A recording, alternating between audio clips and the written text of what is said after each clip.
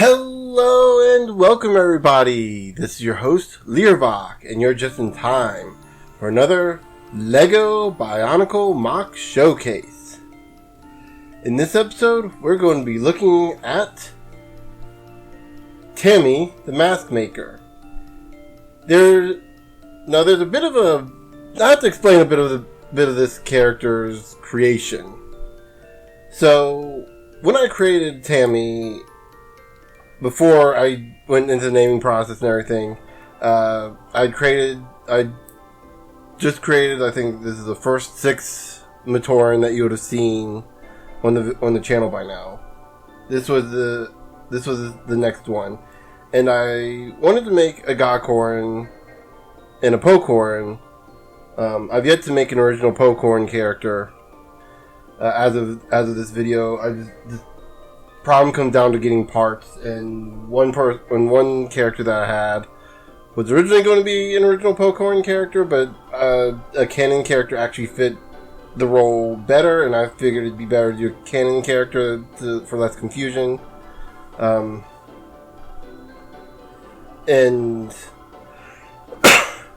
so yeah, so this is a Gakoran character who I was originally going to make male,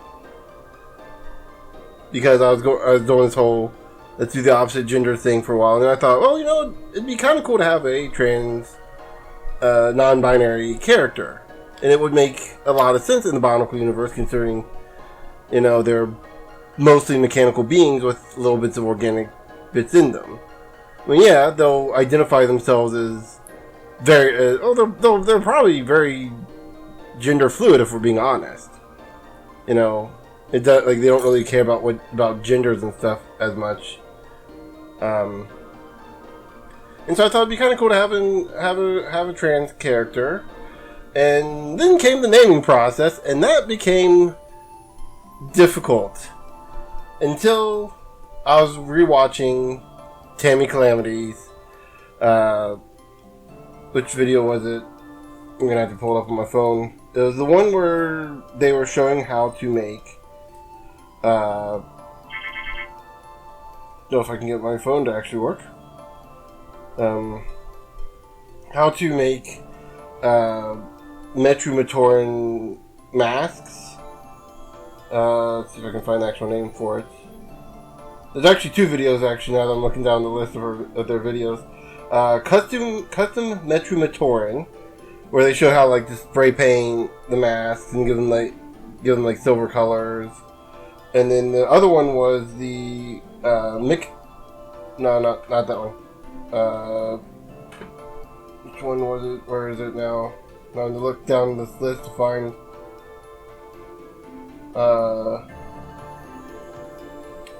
shoot, I'm having trouble finding the other video. It was the one where they modded the Akaku to have a peg hole in it, in the eye socket, so that you could put pegs and whatnot in them. Let's see, where is it? Here we go. Kanohi Mods Part 2 Akaku and Matatu scopes. So they showed how to add drill a hole into the various eye sockets to give the mask more customized, to give the mask an opening, so you could put a little stud or a beam into it. And it kind of hit me. You know what? Why not name it after them? I've got a trans character. Might as well name it in honor of them, because if we're being honest, if it wasn't for Tammy, I probably wouldn't be doing this right now. These particular videos, I mean, because of them that I had the Makuta mod, that I had the Makuta Borak Eye mod. So yeah, might as well just, do that as paying tribute, and while I'm at it, show off some of the masks. So here we are, completely legally distinct from the real life Tammy, mask maker Tammy. Because of course, I'm gonna make a character that pays homage to someone who does custom masks. they're both LGBT, and I might, might as well. I might as well keep up the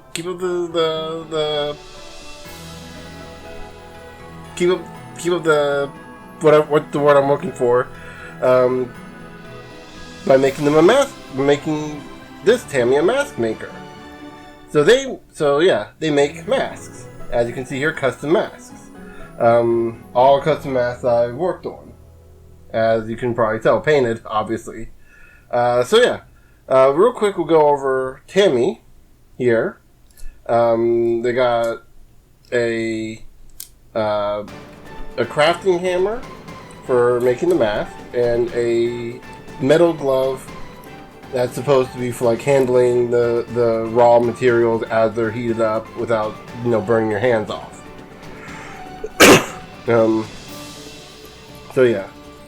the glove is made out of 100% protodermis to kind of help keep it from being make it heat resistant.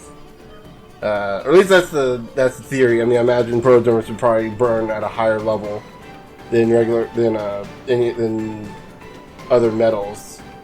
And I'm not really sure now that I think about what the masks are made out of. I know they're made out of Kanohi discs, or some of them used to be made out of Kanohi discs, but what were those made out of protodermis?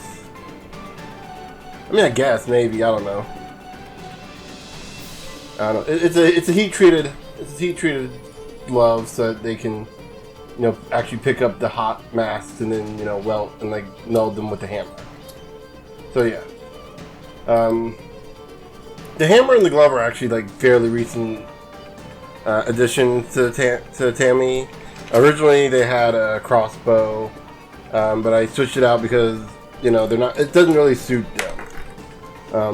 It doesn't really suit them for what their job is. So yeah, this is using the Throwbot. I always mix that up. The Throwbot body that I have developed. I guess air quotes developed because it's actually Lego's design. Lego created the parts. It's not. I just added on to it. But anyway, it uses the Robo-Rider body, typical limb connectors like I always do. Apologies if I'm coughing a lot right now. Uses a Robo-Rider head. As you can see, it's got some paint on it. That was done on purpose. The paint was... when I was developing the character, originally they weren't going to be a mask maker, they're just going to be an artist, and it kind of seemed a little too vague. And then I was like, well, since I'm naming this after someone who's customized slash painted masks, I might as well make them a mask maker. So yeah, it makes sense, right? So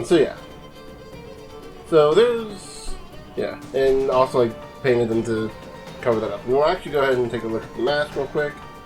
Customized with paint, kind of half painted. The reason I chose the Akaku, pure coincidence that I chose the Akaku, this happened to be the mask I had at the time. But it also works out because that's the one, again, one of the videos was of them modding the Akaku to have the studs and the beam ports.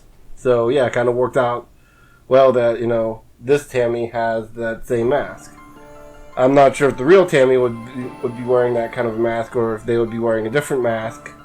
But yeah, just on the off chance. Hey Tammy, if you're watching, let me know what mask you'd like and what color, and I'll see what I can do. I might include this in an update. Also, on the off chance if you don't like it, please. I was gonna make a joke there, but now I can't think of anything that wouldn't make me sad. So I'm just gonna end that joke. I'm just thinking someone who you kind of look up to doesn't like your work, kind of just suddenly screwed me whole. I'm not even sure if it's real yet. Anyway, so now that we got Tammy out of the way, we'll go ahead and look at some of the custom masks that they have made. We'll start with some of the more simpler ones. I cannot remember many of the Turaga masks, but here is Nuju's Nuju variant mask, just kind of painted the edges out, trying to give it like this kind of exposed look, like the insides are kind of like underneath, there's underplating, and so it's got like a different look. I'm not sure if I'd say this one turned out super great. In this lighting, it's kind of hard to tell because So, real quick, I gotta address this. I use Tester's paints, and I was like, I'll shake this up, and then I'll paint it on with a paintbrush, or usually something a little bigger for most stuff, but yeah. But I use Tester's here in the States. I can't remember what kind of paint Tammy said they used. I think they said like it was like Mitchell's or something in the UK. It's all spray paint. You're gonna have to examine what paints they are. Anyway, the rant I kind of want to make here is that this is gloss turquoise. If you're familiar with Lego, this is light azure. Dark turquoise, or turquoise, is more technically closer to this color. Technically closer to like a green color. Like a greenish purple. I don't know why my brain wants to think greenish purple. Actually, no, it should have. Let me real quick. Here we go. Yeah, here we go. This is turquoise. So, yeah, quite a bit difference, you can tell with the color. So, yeah, kind of weird that they would do that. But yeah, that's all that was. This was an attempt to kind of do a Metru style bleed effect with just a paintbrush. Sort of kind of works in places, other places like it needs some cleanup. And I might just strip this all and try again. Yeah. Go over to this side. Bring these over and show these off, because I'm going to show these off last because they're a little more special. We have I believe this is the Ruru. This is Wenowa's mask. This one I was trying to do something similar to this Nuju mask, where I did like implying that the bottom where the mask lowers is like an underplate, and then the raised up part is a separate layer. If that makes any sense. And I think with this one, it took a few attempts. It took a few painting attempts. It's kind of like this layer over this. It turned out great. I think it looked wonderful. I think it looks wonderful. I love the way it looks. And I'll lead into this mask over here when we go to talk about that one. We have a kind of copper variant of Wenowa's mask. I know they made an actual copper version, but there's no way I'm going to be able to afford that. And this was just kind of messing around. This is just a copper variant. This one I try to do like a bleed-in effect at the bottom, which honestly looks a lot better on camera than it does in person. It doesn't look bad in person, it just looks a lot better in camera. I don't know if it's because of lighting and the way the camera is absorbing, like reflecting the light, but if I cover it up a little bit, let's see if I cover it up, cover the light a little bit.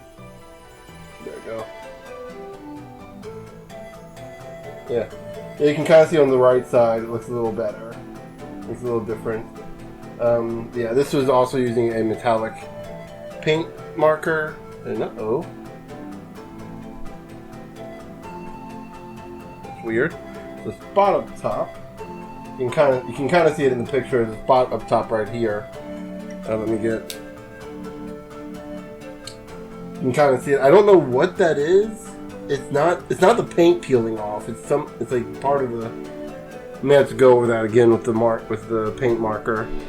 For these two, I want to go ahead and mention I used paint markers, metallic paint marker, and just kind of like pulled this We pushed it down and pulled the ink into a little cup to paint it. The blue takes forever to dry. Like, it takes a few days for it to dry, and even then it's still a little sticky. I think by now this one's completely dried, but yeah, it's weird. Like, that's the only one like that, and I have a green metallic pin that does the same thing, but all the other metallic pins I have dry within like minutes. It's the weirdest thing. But yeah, so next we have there we go. This one I did an attempt to do an ice effect. This is a translucent blue mask. I have a few of those actually. And I try to do this kind of like icicle, like kind of frosted effect in the, I guess you could call it the forehead, above the eye area. Let's see how it would look. See if I can see if I can get a light to shine. There we go. You can kind of see it from the right angle, which does technically serve the point. So the purpose, and you can even see it in the cracks and the little slivers underneath the lower end of the mask, which is again part of the point I was trying to make. Kind of did it on this little groove in here too, but not on this one, which is a little. Oh no, it sort of gets it in there. But yeah. I'm mostly proud of this one. There's a little bits here and there that I kind of want to fix up. And the way I did this effect is I just mixed the paint. Because at this point, this is not just any one paint. This is like a mix of a dark. Let's see if I can actually. Let's see. Sea blue, which is like a really like dark blue paint, and then mix it in with some white. Just some, I think this is gloss white or just regular white, flat white. It's mixed, I believe it was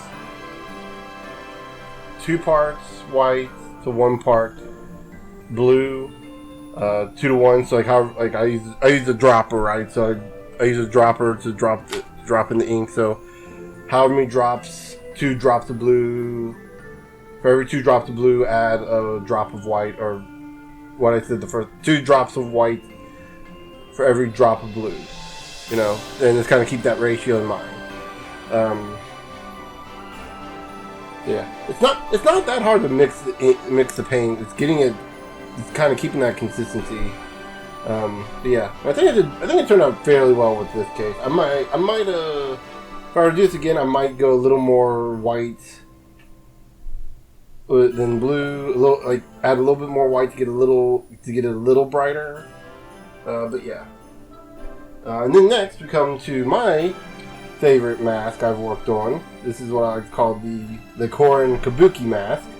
If you're wondering why it's called that, look up a Kabuki mask, and then just imagine what you see as a green mask instead of white. I actually did the same thing with the Roxy head recently. Yeah, which does not really show up because of how bright the light is here. Against the white, but you get the idea if you look on the right side. You get the idea. Still kind of work in progress in that one, but this one was like the original inspiration for this mask was the Avatar Last Airbender episode, The Painted Lady. It's I think season 3. It's the last season, and there's this whole story about this spirit called the Painted Lady, and she has like this. Her face painted up, and there's like all these red markings on her, and like a little moon symbol in the forehead, which I didn't do for the mask here. It's actually part of the reason I picked this mask was because this was the mask that most closely resembled a human face that could possibly do the markings. And I sort of did that. I didn't get any of the curved markings, but I got most of the basics down. You see the sides of the red. Lining up with the frills of the mask. Originally, this is going to be a pride mask, where I was going to have like each layer of the mask was going to have a different color. it's probably going to be... I was going to originally do Bionicle Pride, because it's like, I think, just enough. 1, 2, 3, 4, 5. Oh. 5, and then underneath the eyes would be... Or above the eyes would be 6. So it'd be 1 for each color of each area. So you'd have like Licoro, Kukoro, Pilkoro, Takoro, Gakoro, and Onokoro. I can't believe I actually mentioned all those in one sentence without having to do too much thinking. But I very quickly realized I don't have any brown colors or even orange, and I'm not entirely sure how to make it with the colors I have, because I'm not sure if I can make orange with the colors I have. Because I think I need yellow, and I don't have yellow. Yeah, I don't think I could make brown either. So yeah, I just kind of switched it into a Kabuki mask. I might get another one and do a different different one next. And, I'll eventually do a Pride mask, I'm certain. But anyway, yeah, so there we go. Get these sorted out. And next up, we have... Yeah, some of these stands are not the most stable. I had to work with what pieces I can get access to at the moment. That one was on me. That one was on me. Half this video is going to be me trying to keep these masks standing up. And I'm come to think of it. Come to think of it, this is a perfect Tammy episode, because whenever they show off their masks, they at least drop it out of their hands at least one time. So dropping the masks, not that bad for a Tammy tribute, right? Okay, so next up we have 2 special masks, and then kind of like an attempt at a corrupted How. Sort of. In canon for these, because 2 of these belong to Matoran that I've currently built canon characters, which we'll get to in a second. You can probably guess who's who from the look of it. But this one, like I said, this is an infected or corrupted How. I guess it'd be corrupted because it's green instead of rusted.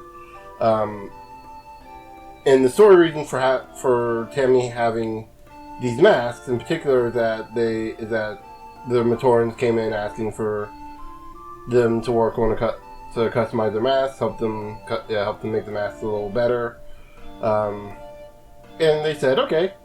And then someone came in with a corrupted How and asked if they could clean it up and fix it up and possibly customize it. And again, Tammy said okay.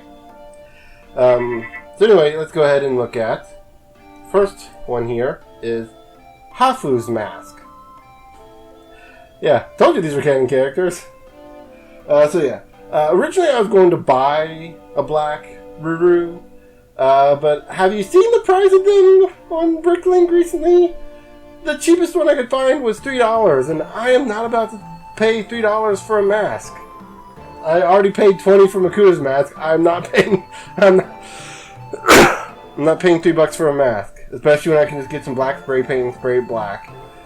And then I started thinking when I said that to myself, why can't I just get pay $2? Because I already have plenty of these. Like the Turaga masks are cheap as heck to get, except for Vakama's mask for some reason. Vakama's mask isn't so much cheap. It's not so much expensive as it's hard to get in the quantities I want it to get it in. And the same with Nokama. I think I only have this copy of Nokama, and the original copy, which is on the actual Nokama. Whereas Vakama's mask, I only have the one. I have 2, and one of them is a Metru variant. I don't want to. I guess technically I have 3 because one of them is also the blue one. But yeah, those are. I don't want to mess with those because I only have one of each color. So until I can get at least a duplicate, I don't want to mess with any. Whereas I have like 3 or 4 of these, and I'm like willing to mess with these. Yeah, so the ones you see duplicates of, I have plenty of. But yeah, so anyway, going back to the story here of why Hafu's mask is layered the way it is. I was originally looked up Hafu to look up, see if I had the right mask and everything for him when I built his character, and I noticed on MOC, the Matanui online game, he seemed to have a dark gray mask. The toy, he has a black mask, so this is kind of me paying homage to the fact that I can't tell the difference between dark gray and black in a video game. But also, I think it kind of turned out pretty cool. I like the idea of like customizing special masks for the canon characters. Partly because, you know, it would make sense, and also because in the case of the other mask we have here, Holly's mask, hers is just bog standard golem. So I gave her some light blue, azure, turquoise colors up here on the sides, kind of give her some stripes and a dark blue stripe in the middle, which you can't really tell. I mean, you can kind of tell, not really. You can tell up here in the top where the little spot is, but yeah. Actually, hold on. Now that I think about it, did I? No, I didn't. I just did the rim up here as dark blue. But yeah, so this is Holly's mask. Giving her the light blue because she does have some light blue colors, or azure colors. So yeah. Not as much to say about that, but so here we have it. Here we have Tammy, the mask maker, or rather mask maker Tammy, and their custom masks. This is my first non-binary LGBT character, at least Bionicle character, that I've made. I'm proud of them. I'm proud of how they turned out. So yeah, with that said, I think we've gotten to everything I wanted to talk about, and so yeah, I'll see you guys later.